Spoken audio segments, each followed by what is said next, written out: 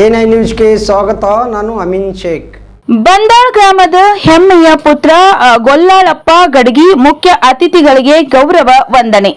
ಸಿಂದಗಿ ತಾಲೂಕಿನ ಬಂದಾಳ್ ಗ್ರಾಮದ ಕೆಎಸ್ಆರ್ಪಿ ತುಕಡಿ ನಾಯಕರಾದ ಪಿಎಸ್ಐ ಗೊಲ್ಲಾಳಪ್ಪ ಗಡಗಿ ಅವರು ಬೆಂಗಳೂರಿನ ಮುಖ್ಯ ಅತಿಥಿಗಳಿಗೆ 9ನೇ ತುಕಡಿಯ ನಾಯಕರಾಗಿ ಗೌರವ ವಂದನೆ ಸಲ್ಲಿಸಿದರು.